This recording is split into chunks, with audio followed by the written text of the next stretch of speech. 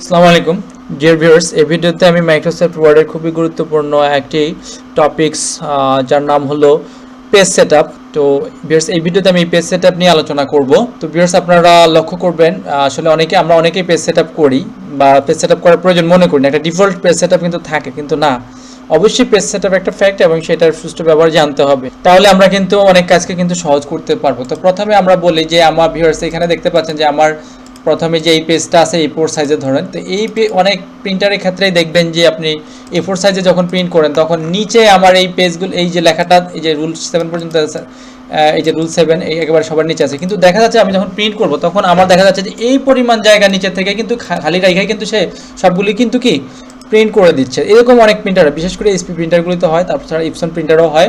তো এই সকল ক্ষেত্রে এই ধরনের সমস্যাটা সমাধান করার জন্য আপনারা অবশ্যই পেজ সেটআপে চলে যাবেন। পেজ সেটআপে গিয়ে এখানে এই যে 8.27 এর জায়গায় 8.5 দিয়ে দেবেন, আর নিচে যেটা আছে 11.69 এটা থাকলেই চলবে, সমস্যা নাই। তাহলে কিন্তু আপনার অবশ্যই আপনার পেজে দেখবেন যে ফুল পেজ সমানভাবে ভরাট হয়ে আসতেছে। আপনি যেখানে যে সেটিংটা রাখছেন ঠিক ওইভাবেই আসতেছে। উপরে কোথাও বেশি খালি কোথাও কম খালি এমনটা হবে না, উপরে বা নিচের দিকে। তারপরে হচ্ছে যে লিগ্যাল সাইজের ক্ষেত্রে যেটা হবে ভিউয়ার্স, লিগ্যাল সাইজের ক্ষেত্রে কোনো পরিবর্তন করার প্রয়োজন নাই। ওরিয়েন্টেশন একটা বিষয়, এটা তো সবাই জানি যে আমাদের পোর্ট্রেট হচ্ছে যে একেবারে লম্বালম্বি যেটা থাকে ভিউয়ার্স, আমার যেমন পেজটা আছে, আর ল্যান্ডস্কেপ হচ্ছে কি পাশাপাশি ভিউয়ার্স। এই যে দেখতে পাচ্ছেন পেজটা আর পাশাপাশি হয়ে গেছে, এটা হচ্ছে ল্যান্ডস্কেপের বিষয়। আর মার্জিনের বিষয়টা বলে নেই ভিউয়ার্স, মার্জিনটা অবশ্যই আপনারা 0.5 পর্যন্ত রাখবেন, 0.5 এর নিচে নামাবেন না। এক্ষেত্রে অনেক প্রিন্টারেই কিন্তু দেখা যাচ্ছে যে অনেক লেখা কেটে যাবে যদি 0.5 এর নিচে চলে আসে, এটা করবেন না। তো ভিউয়ার্স, আরেকটা বিষয় হচ্ছে যে আমরা অনেকে বইয়ের মতো করে প্রিন্ট দিতে হবে, বই প্রিন্ট যেটাকে বলা হয়, সেটা হচ্ছে ভিউয়ার্স, সেটা আপনারা এই যে মার্জিন অপশন থেকে এই যে মাল্টিপল পেজেস, এই যে অপশনটা এখানে চলে যাবেন, এখান থেকে বুক ফোল্ড অপশনে চলে যাবেন। এখানে আসলে অটোমেটিকলি এটা কিন্তু এই ওরিয়েন্টেশন ল্যান্ডস্কেপে চলে যাবে, সেটা কোনো চিন্তার বিষয় না। আপনারা জাস্ট এখানে কয়টা পেজ দিয়ে বইটা বানাবেন এইখানে কিন্তু এই জিনিসটা খেয়াল করতে হবে। 4 8 এটা 4 করে বাড়বে ভিউয়ার্স। আপনি চাইলে 6 পেজ করতে পারবেন না, করলে কিন্তু কমান্ডে ভুলভাল আপনার প্রিন্ট হবে।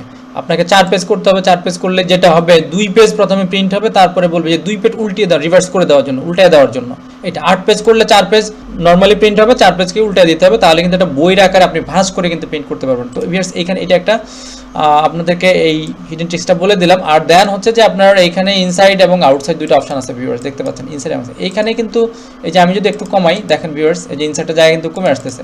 আর গাটার বিষয়টা কি, গাটার হচ্ছে মাঝখানে যে এই যে লাইনটা দেখতে পাচ্ছেন, এইটা যদি আমি গাটার বাড়ায় দিই ভিউয়ার্স, আমার মাঝখানে কিন্তু জায়গা বেড়ে যাচ্ছে। ওকে, মানে হচ্ছে যে আমি যখন এইটা বইটা ভাঁজ করব, ভাঁজ করার পরে আমার যদি জায়গা বেশি প্রয়োজন হয়, তাহলে আমরা গাটারটাকে একটু কমায় বাড়ায় দেবো।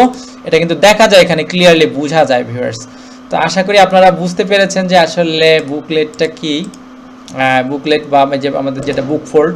তো এটার মাধ্যমে আপনারা দেখা যাচ্ছে যে চার পেজ করে, যদি 4 পেজ 8 পেজ এভাবে 4 পেজ করে বাড়ায় আপনারা অনেক পেজকে আপনারা কি বইয়ের আকারে সাজাতে পারবেন। তো ভিউয়ার্স, আশা করি আপনারা বুঝতে পেরেছেন। আর হচ্ছে আমরা যদি চাই যে একাধিক পেজ আছে আমার একটা ফাইলের ভিতরে, বাট আমি চাচ্ছি যে একটা পেজের এক রকমের পেজ সেটআপ হবে। তো সেই ক্ষেত্রে আপনি কি করবেন, যেমন আমার কার্সরটা আমি সবার পেজের প্রথম পেজের শেষে নিয়ে যাব, আমি যে পরবর্তী পেজটা আমার একটু ভিন্ন ক্যাটাগরির হবে। তো সেই জন্য আপনি এখানে একেবারে লাইনের শেষে, মানে পেজের শেষে কার্সরটা রাখবেন, দেন সেখান থেকে চলে যাবেন ব্রেক অপশানে। ব্রেক অপশানে গিয়ে নেক্সট পেজে না, এখান থেকে আপনি চলে যাবেন হচ্ছে যে সেকশন ব্রেক। ভিউয়ার্স, এখানে আমরা সেকশন ব্রেক করে দিলাম। ওকে, এই যে ভিউয়ার্স সেকশন ব্রেক হচ্ছে এখন, মানে এই প্রথম পেজ আর দ্বিতীয় পেজের সাথে কোনো থাকবে না, সামঞ্জস্যতা থাকবে না। এখন আমি চাইলে এটাকে যদি আমি ওরিয়েন্টেশন চেঞ্জ করে দিলাম, তো ভিউয়ার দেখতে পাচ্ছেন প্রথম পেজটা কিন্তু আমার পোর্ট্রেট লম্বালম্বি আছে, আর এইটা হয়ে গেছে আনুভূমিক, আড়াআড়ি হয়ে গেছে।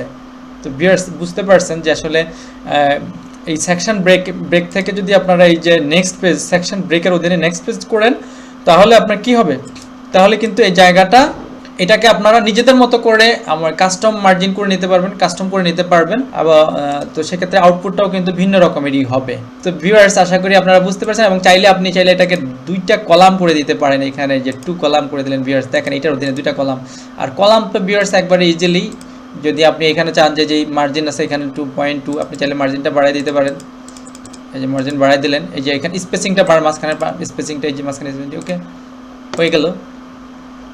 স্পেসিংটা, আর যখন প্রয়োজন হবে না একটা কলাম দরকার হবে তখন কিন্তু আপনি এইখান থেকে 1 সিলেক্ট করে দিলেই কিন্তু হয়ে গেল পেজ সেটআপ আপনার। তো এই সকল বিষয়গুলো অবশ্যই আপনাদেরকে জানতে হবে, এটা অবশ্যই সবাইকে জানতে হবে যারাই মাইক্রোসফট ওয়ার্ডে কাজ করবে, এই পেজ সেটআপ সম্পর্কে সবাইকে জানতে হবে। ভিউয়ার্স, আশা করি আপনারা বিষয়টা বুঝতে পেরেছেন এবং কোনো কিছু জানা থাকলে অবশ্যই কমেন্ট সেকশনে জানাবেন, প্রয়োজনে ওইটার উপর আমরা একটা ভিডিও তৈরি করব।